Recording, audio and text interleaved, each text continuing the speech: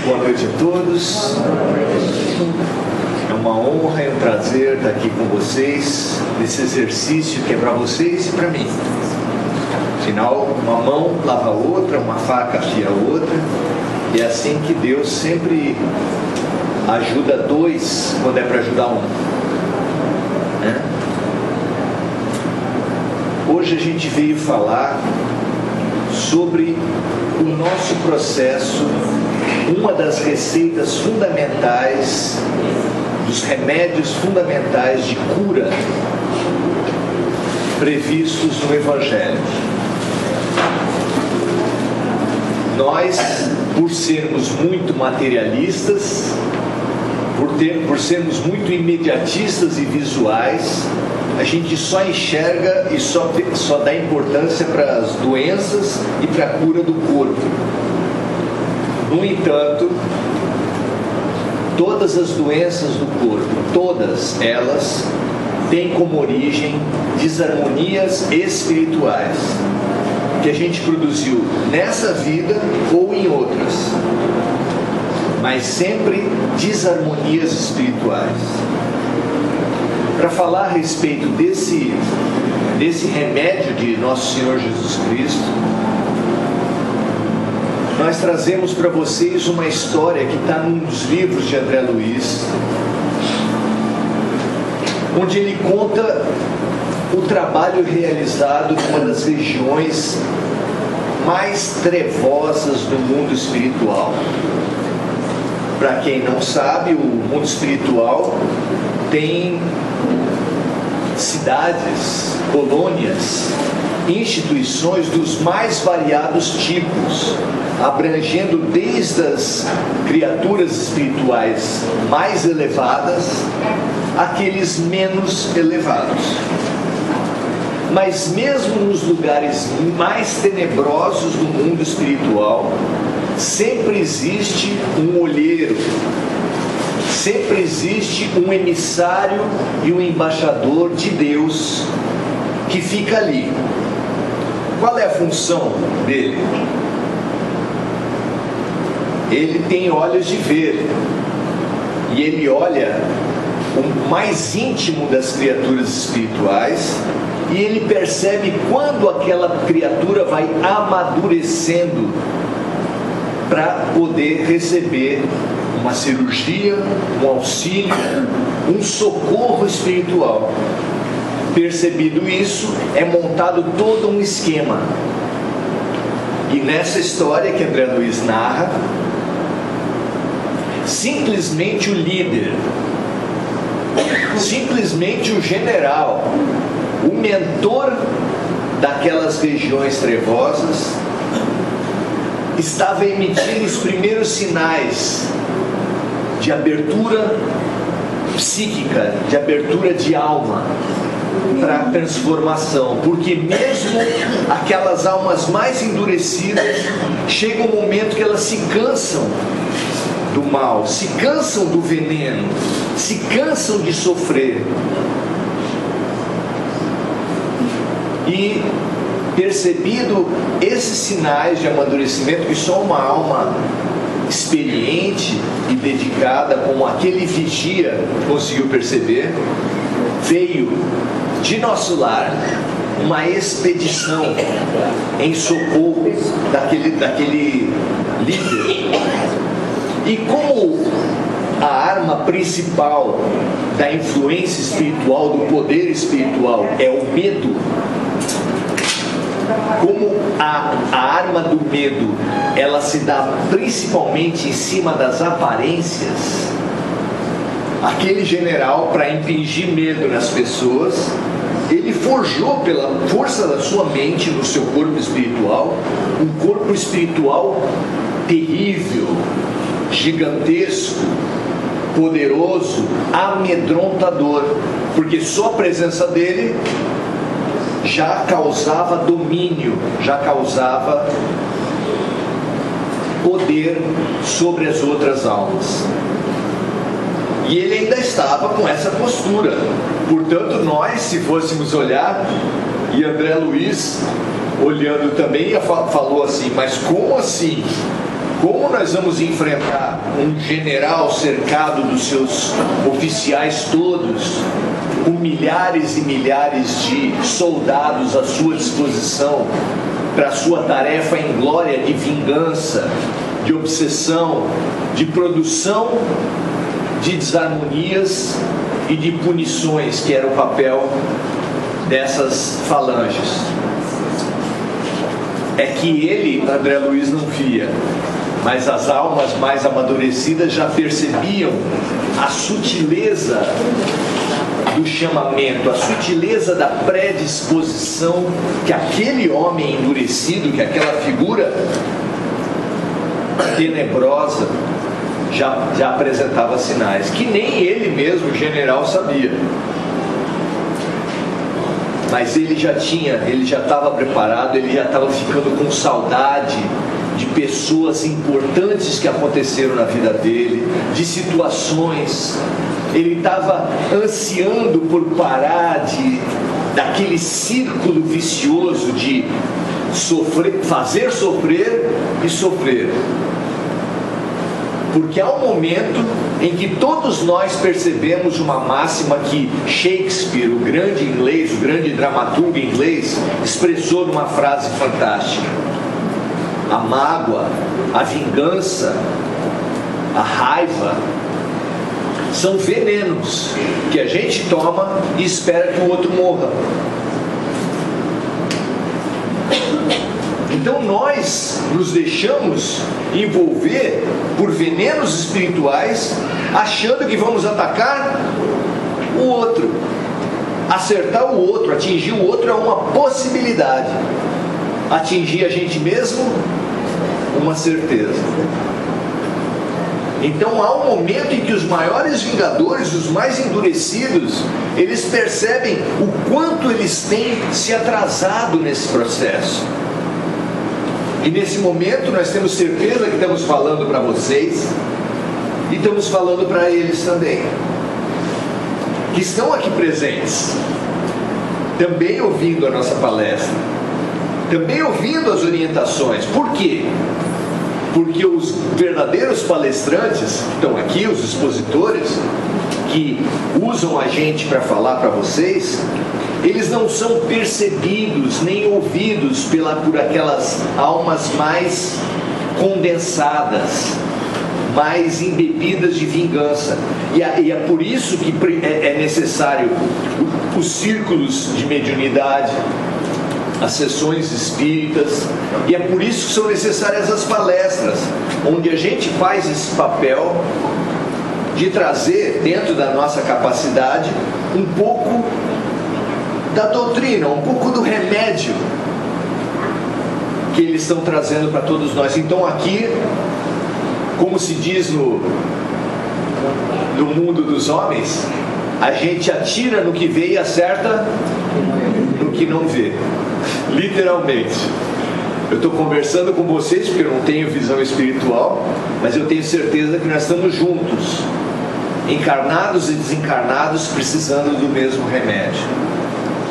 Aquele espírito fazia parte, chefiava uma das maiores correntes de vingadores do espaço, tendo ao seu serviço inúmeras mentes também endurecidas, mas ele cansou. Ele começou a perceber que o mal que ele fazia para o outro, ele fazia antes de tudo para ele mesmo. Ele começou a dar sinais de querer mudança, de não querer mais essa vida de prejudicar o outro e se prejudicar, de se vingar e se machucar, de envenenar o outro, mas se envenenar antes de tudo. Mas quando o grupo socorrista chegou naquela região das trevas, e só para chegar já é um exercício dificílimo para os espíritos de luz, porque eles precisam, pela sua força mental, diminuir e tornar opacos os seus corpos espirituais, porque se a luz deles aparece ali, já ia movimentar uma guerra muito grande. Eles precisam chegar, digamos assim, disfarçados. E eles foram, e os menos habilitados, os menos iluminados ali eram sempre instruídos: vocês vão sentir o corpo e o coração pesados, porque a aura espiritual, o ar que se respira nessas regiões é muito denso e muito depressivo. Mantenham-se em oração. Mais do que nunca, a receita de Jesus: vigiai e orai. Percebam o padrão mental. Quando vocês perceberem que o padrão mental de vocês cai, elevem, porque essa é a nossa proteção. Essa é a proteção só deles que estavam fazendo esse trabalho? Essa é a proteção de todos nós. Pois quando eles chegaram lá e eles conseguiram driblar as defesas e os soldados que eram estabelecidos naquele grande exército, naquele grande castelo onde morava o fabuloso general das trevas, e chegaram até ele,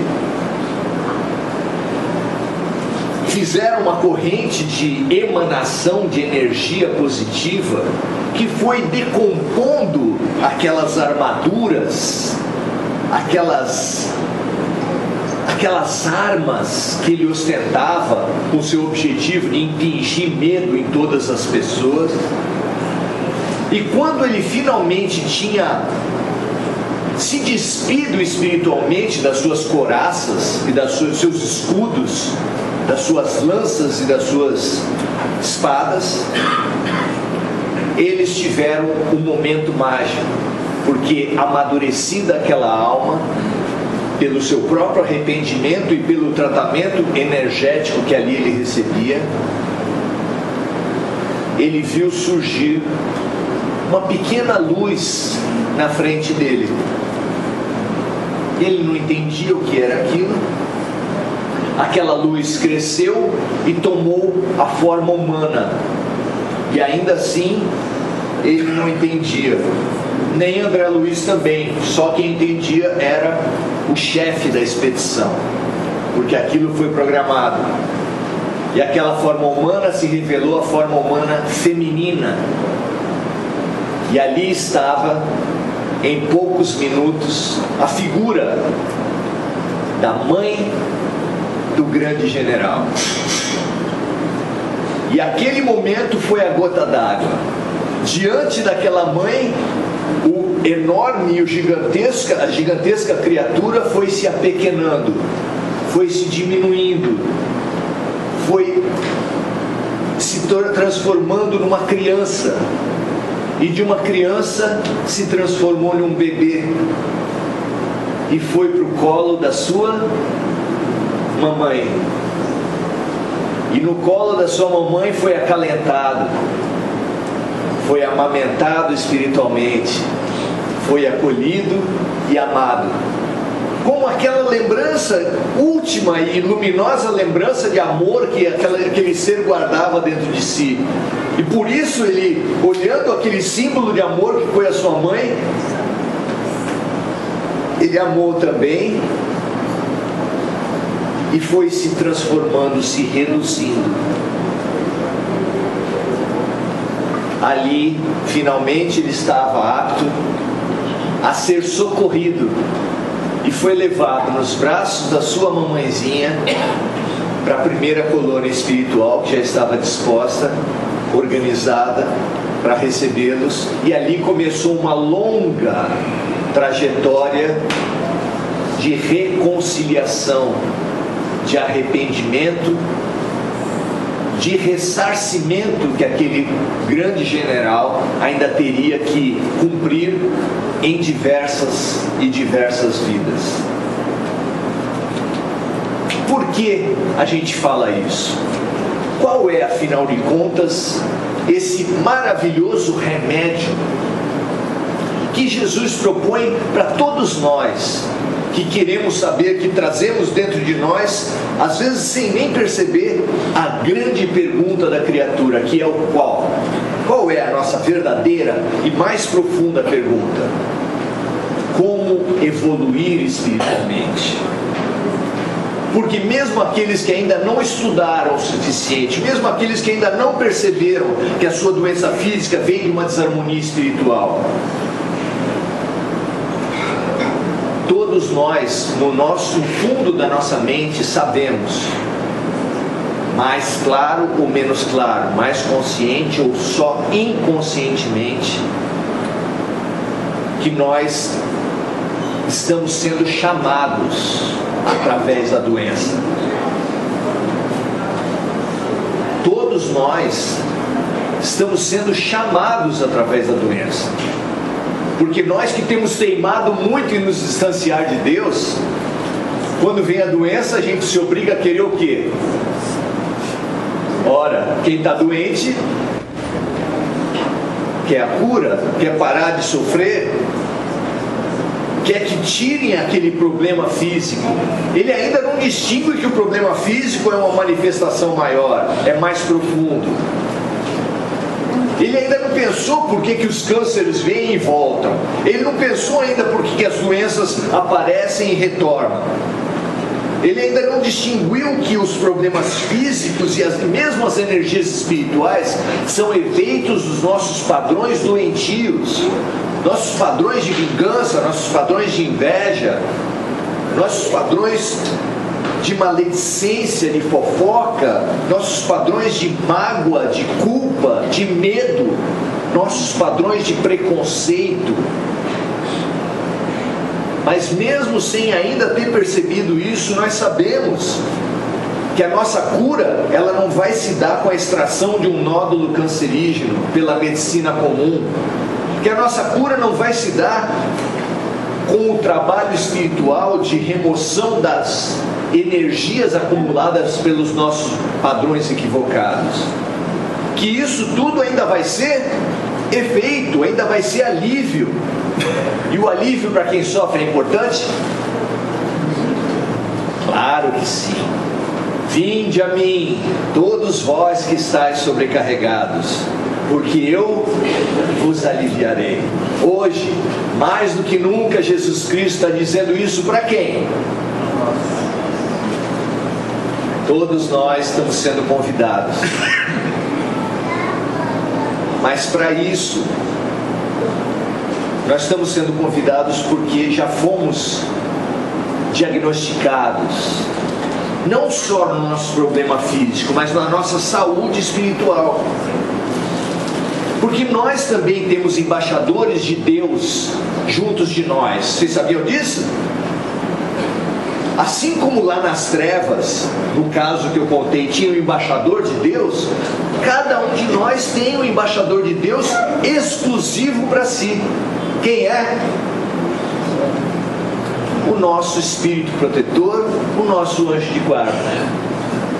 E ele olhou para o fundo seu, ele olhou para a sua essência, para a sua estrutura mais profunda e viu: você está maduro para começar a sua cura. E assim como a história narrada nas regiões trevosas, nós que temos nos engrandecido, nós que temos nos exaltado, nós que temos nos maculado com a doença das doenças, com a origem de todos os problemas, que é o orgulho e o egoísmo, porque todos nós, não escapa um, todos nós somos envenenados, e a raiz, a fonte dos nossos problemas está no orgulho e no egoísmo. Nós nos apresentamos aqui inchados, grandes, gigantescos,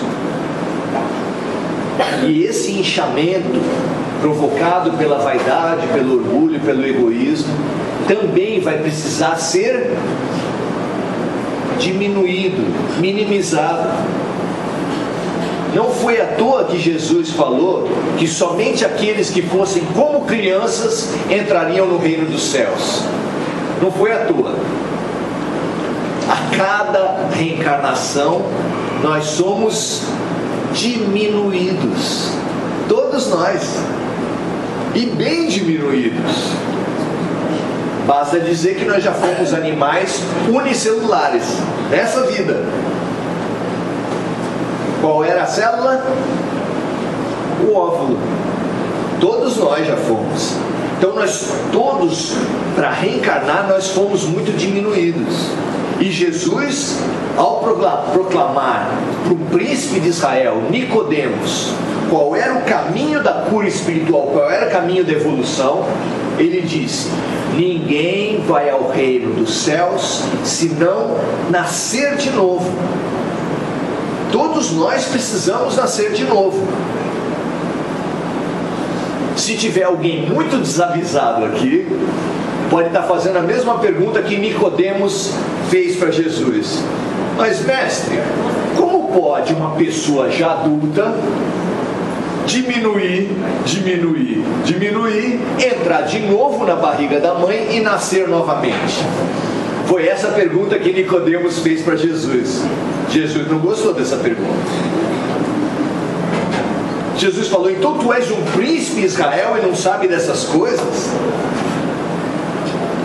Mas não se surpreendam quando eu disser, disse o mestre, que ninguém vai ao reino dos céus se não nascer de novo da matéria e do espírito. Prestem atenção, gente. Essa é uma fabulosa receita de saúde integral dada pelo grande médico de todos os tempos, nosso Senhor Jesus Cristo. Eu vou repetir: ninguém vai ao reino dos céus, ninguém se eleva espiritualmente, ninguém se cura se não nascer de novo na matéria e no espírito.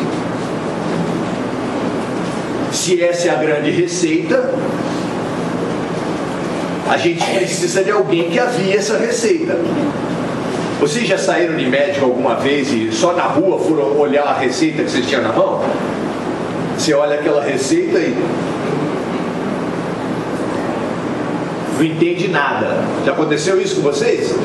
Aí a gente pega essa receita e leva para quem? Para o farmacêutico. E o farmacêutico vai ter uma clareza tão grande para ler aquilo que você vai sentir um bobo na frente dele. Não, aqui está escrito isso, isso e aquilo. Você vai falar: como assim?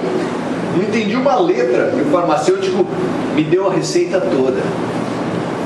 Jesus deu a receita: ninguém vai ao reino do céu se não nascer de novo da matéria e do espírito. Mas nós precisamos aviar essa receita. Nós precisamos entender qual é o remédio para poder tomar. O que é nascer de novo na matéria? Como entender essa receita de purificação, de limpeza, de saúde espiritual que é nascer de novo na matéria? O que é isso? Se não é voltar para a barriga da mãe e sair novamente, o que é nascer de novo na matéria? É claro, para nós que já estudamos, sabemos, nascer de novo na matéria só pode ser porque é a reencarnação. É através da reencarnação que as almas podem expurgar os venenos e os lixos que elas acumularam em outras vidas. De forma, por exemplo, que aquele que usou mal o seu cérebro, prejudicando os outros, fazendo esquemas de lavagem de dinheiro, vocês já ouviram falar disso?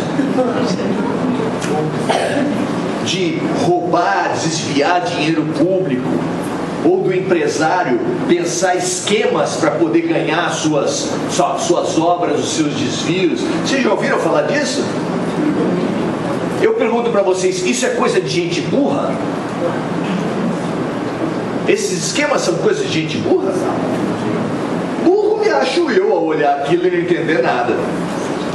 É coisa de gente esperta, gente inteligente. Mas gente inteligente que usa bem a sua inteligência?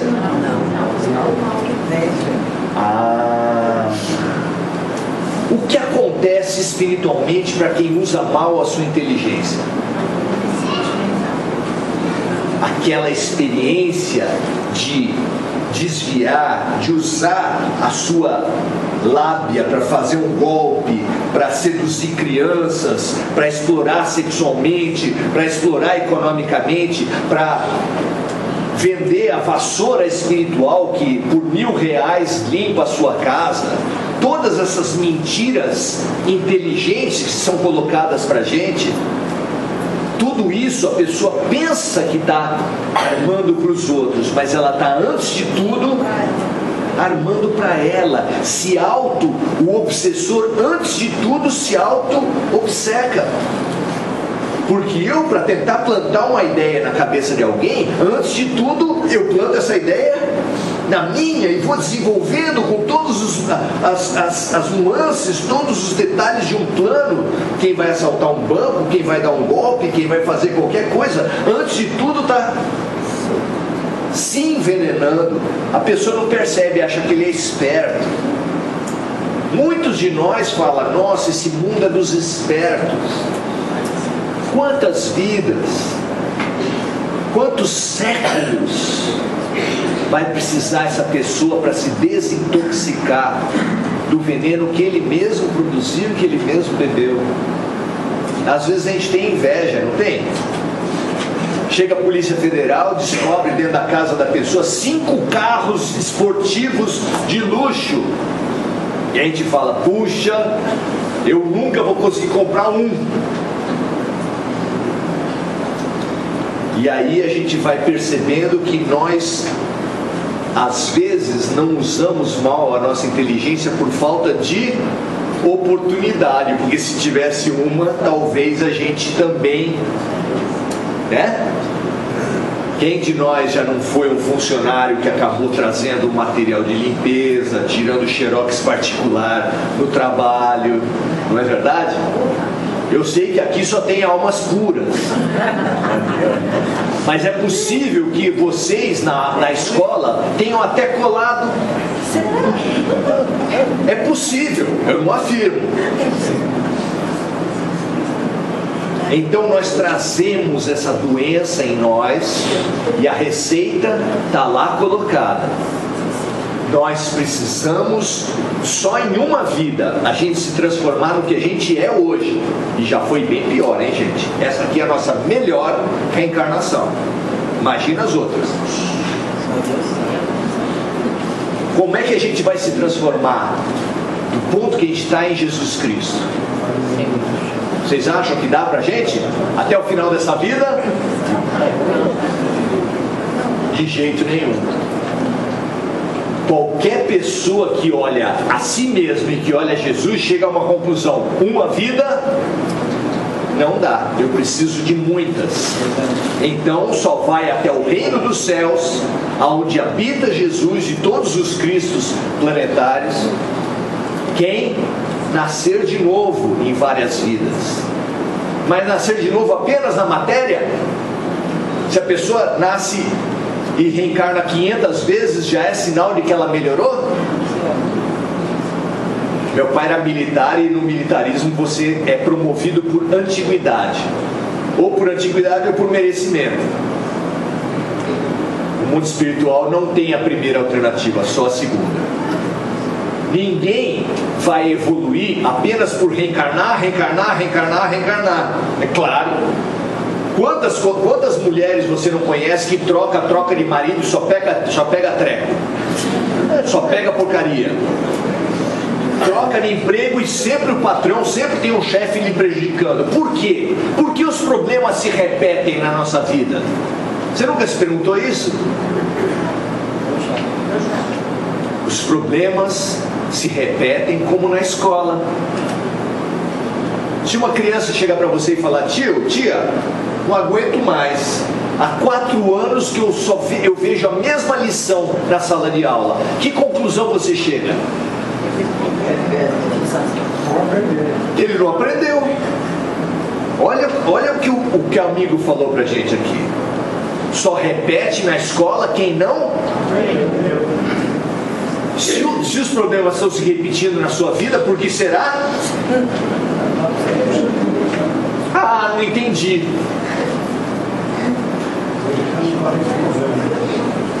Se os problemas estão se repetindo na tua vida, por maridos, chefes ou por políticos que mudam de cargo, mudam de partido, mas continuam tendo o mesmo problema, é porque o Brasil, as famílias e os indivíduos conseguem passar pelas experiências, mas não aprender. Se você não sabe muito de ambiente hospitalar, você vai ficar surpreso. A primeira vez que uma enfermeira chegar com um copinho de plástico desse aqui, geralmente é um copo menor, com os remédios dentro, entrega para um paciente. Aí dá um copo d'água, ela pega o remédio, as cápsulas, coloca na boca e toma. Aí a enfermeira fala assim: abre a boca. Aí você está e fala assim: para quê? Põe a língua para fora. Aí a pessoa fica naquela circunstância constrangedora. Levanta a língua. Por que ela faz a pessoa passar por essa situação? Por quê? Parece incrível. Tem pessoas que recebem o remédio, é colocado na boca, vem a água e ela não engole. Essas pessoas quem são? São as pessoas que têm mais dificuldade em ter alta médica. Por quê? Porque quem não toma remédio, ora, meu Deus do céu. São essas pessoas, os alunos que mais tempo ficam na escola, porque quem não aprende, repete. Quem são essas crianças? Quem são as crianças que no mundo espiritual, no projeto espiritual da Terra, no momento agora da transição, ainda estão em sala de aula? Quem são? Vocês não lembram como é que era isso? Assim, outubro, início de novembro, já tinha os colegas da sala da gente que já iam para casa. E aí quando eles viam a gente passando de uniforme: para onde você vai? Não, vou para a escola. Mas a aula já acabou. Acabou para você. Para mim, continua. Por que nós estamos na repetência? Por que nós estamos na recuperação? Por que muitos amigos espirituais, parentes nossos, já não precisam mais reencarnar e nós aqui? Porque nós não aprendemos Jesus Cristo. E Ele deu o remédio e a gente volta para o remédio. É preciso reencarnar, mas não apenas reencarnar, porque é preciso renascer na matéria e no... Ih, rapaz! Renascer na matéria eu já compreendi. Mas esse negócio de renascer no espírito, como é que é? Vocês têm ideia? Como é que esse treco que Jesus falou, que era tão importante para nós, ninguém vai ao reino do céu se não renascer no espírito? O que ele quer dizer com isso? Nós todos já vivemos essa situação. Certamente na vida de vocês existia um ponto numa relação familiar ou mesmo numa relação conjugal em que nos conflitos as pessoas trazem mágoas de décadas atrás. Vocês já viram isso? A pessoa tira do bolso uma mágoa de mais de 10 anos que ela está guardando aquela mágoa. Por que a gente guarda mágoa? Vocês têm ideia? Porque na hora do conflito vem mágoa de lá. E você sabendo que vem mágoa de lá, você precisa ter munição. Senão, você perde a guerra. A guerra conjugal, a guerra de irmãos, a guerra de todas as relações. E a gente vai cultivando venenos, cultivando mágoas. Isso já aconteceu? Vocês já viram isso? Não? Somos nós. E aí um olha para o outro, e aquele que tiver um pouquinho de lucidez vai falar o quê?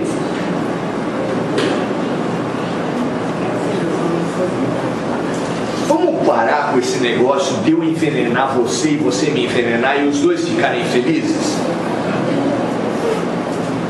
Gandhi tem uma frase linda que parafraseia aquela lei de Talião antiga que falava olho por olho, dente por dente.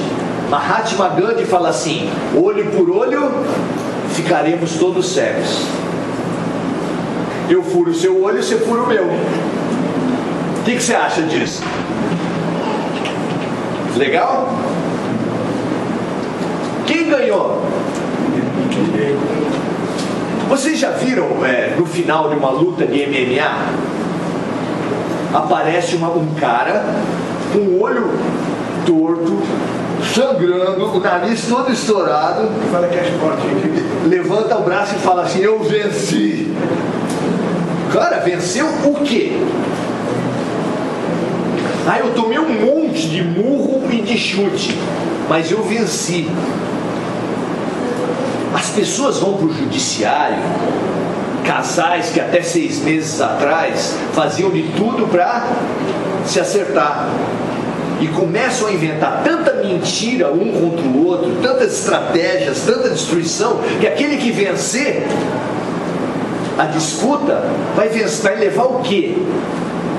Se você inventar uma mentira que o pai da sua filha fez A, B e C, eu nem vou falar o A, B e C, mas vocês imaginam, e você conseguir ganhar a guarda da sua filha em cima das mentiras que você produziu no processo e na cabeça da sua filha, que vitória foi essa? Pergunto eu.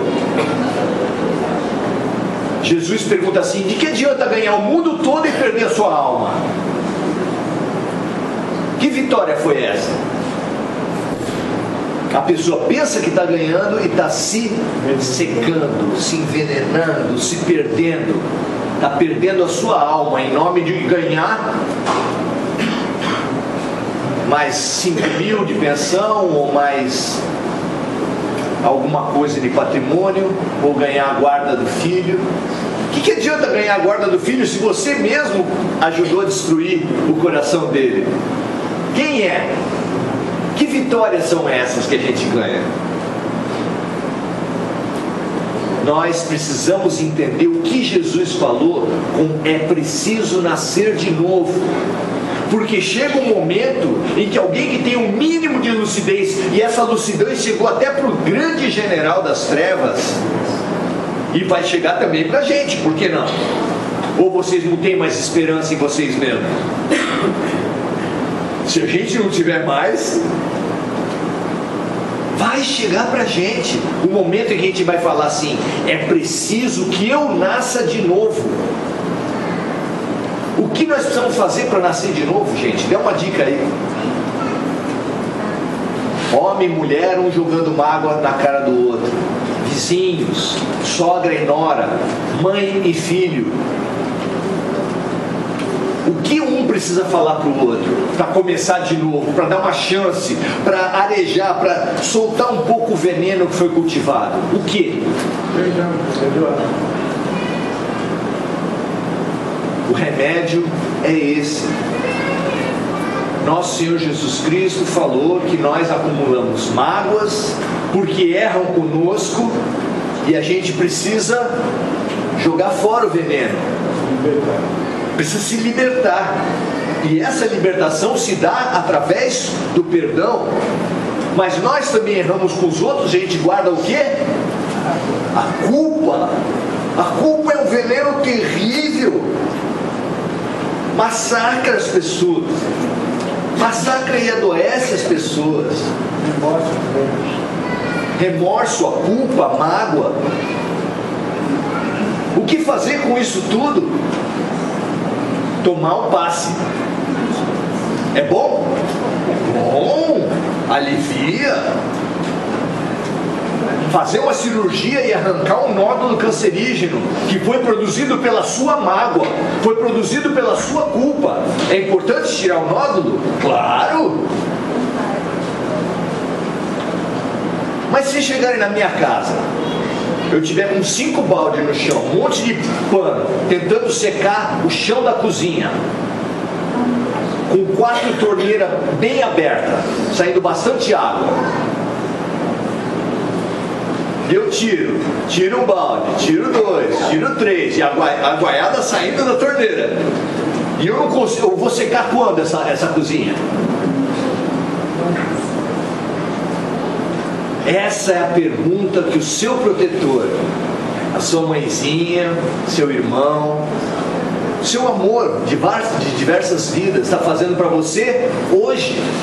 Porque nós vamos sair daqui, nós vamos receber o nosso grande alívio espiritual. Nós vamos ser tratados nos nossos efeitos energéticos de uma maneira fantástica. Mas a torneira está aberta. Se a torneira estiver aberta, ou seja, se você continuar cultivando padrões de mágoa, culpa, medo, preconceito, você vai sair daqui e vai continuar produzindo lixo, desarmonia. Ah, mas eu volto semana que vem. Volte. Nós somos imitadores de Jesus e nós vamos falar de novo para vocês: vinde a mim, todos vós que estáis sobrecarregados. Por quê? Seus orientadores, seus discípulos os aliviarão.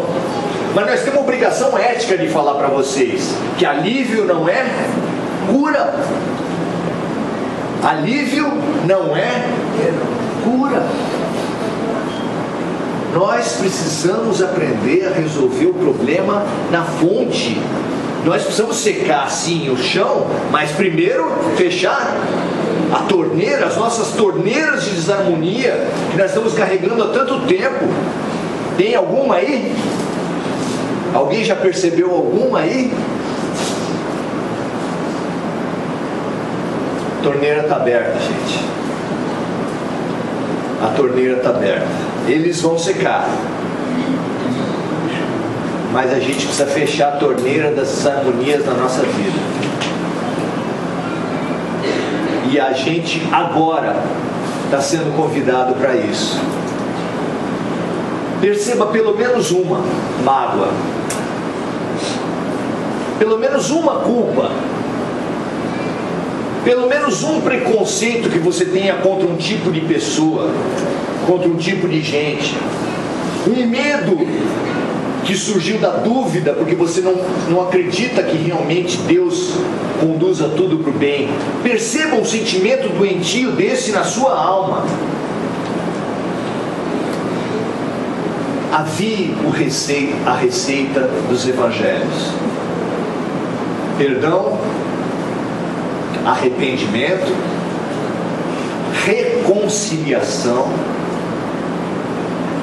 nascer de novo espiritualmente. Perdão para as pessoas que erraram comigo, arrependimento quando eu errei com as pessoas, reconciliação. Jesus foi tão radical que ele falou assim: se você um dia estiver indo para uma igreja, qualquer que seja, e lembrar que tem uma pessoa que tem alguma coisa contra você, para, não vai. Não vai. Vá até a pessoa e se reconcilie já, enquanto estás a caminho. Depois vem, pega a tua oferta e volta para a tua igreja. Nós aqui estamos sendo menos radical que Jesus. Venha, alivie, faça o seu tratamento. Não vai falar de pagar dívida aqui, né? Do outro lado está livre, né? Nem muita dívida, eu acho.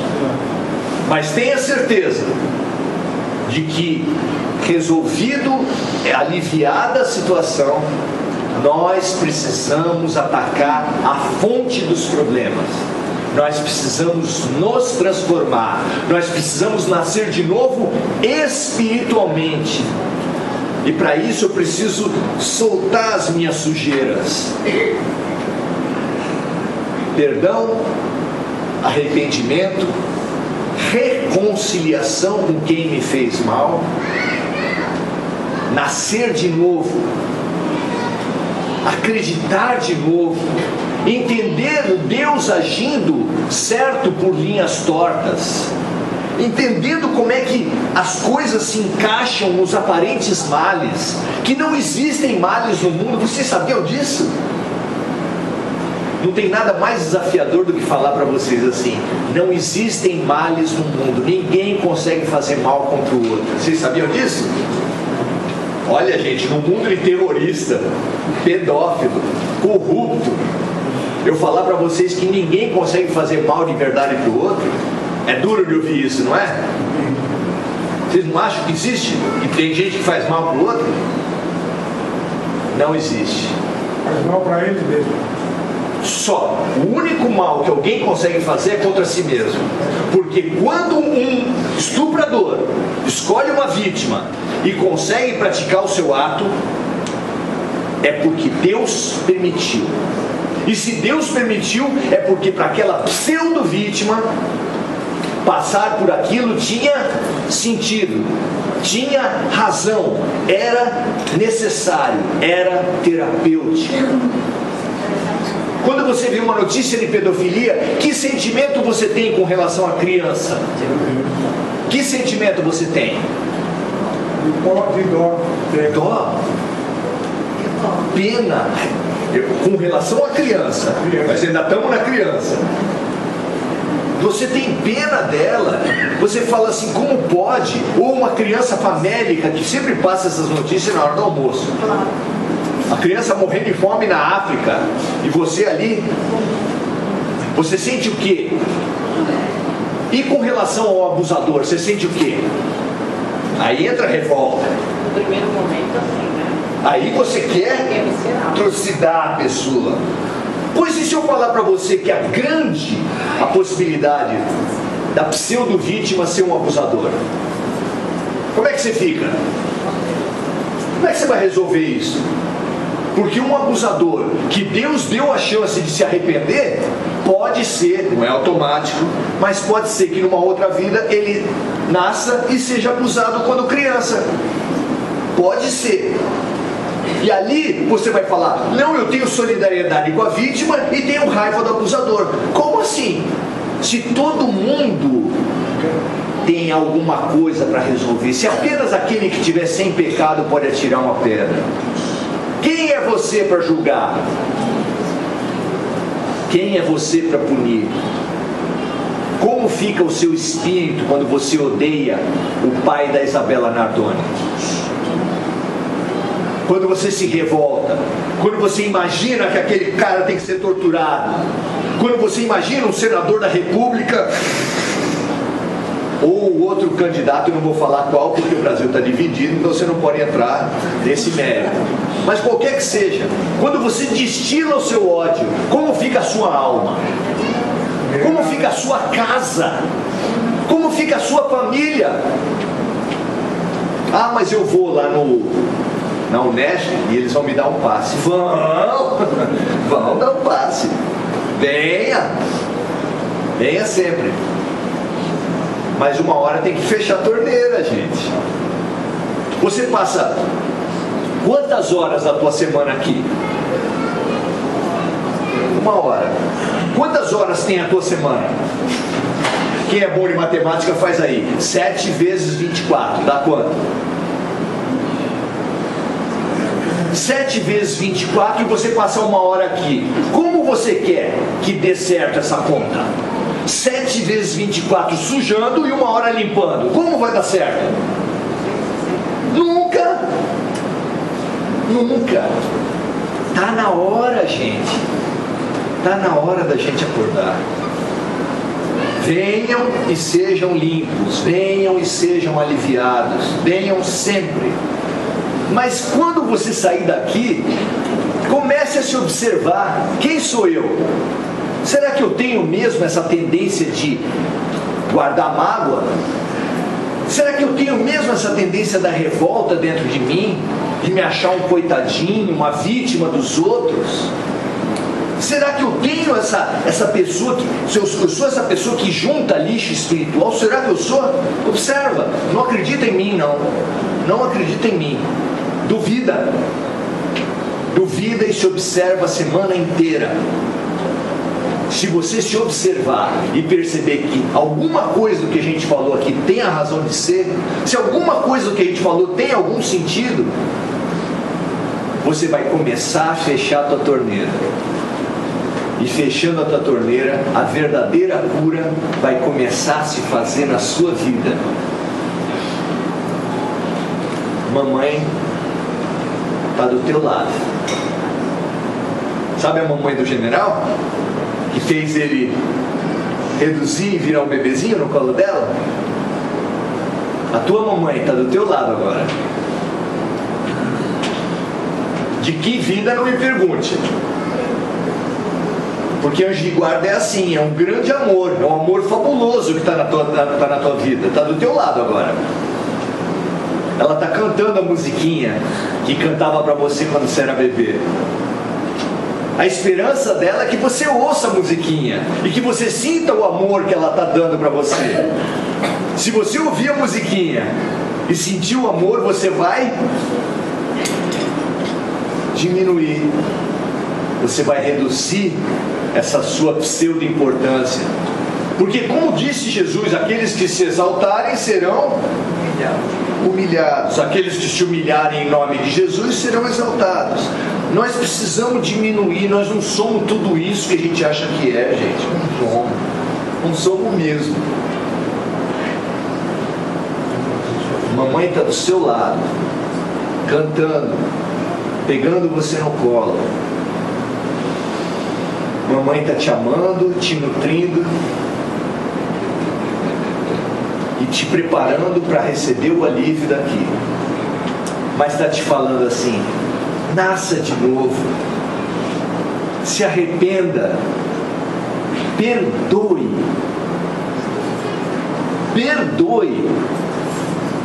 Então, para você, para todos nós que percebemos, que localizamos uma sombrinha, um lixo espiritual que a gente tem acumulado até agora, vamos mentalizar a pessoa que nos prejudicou.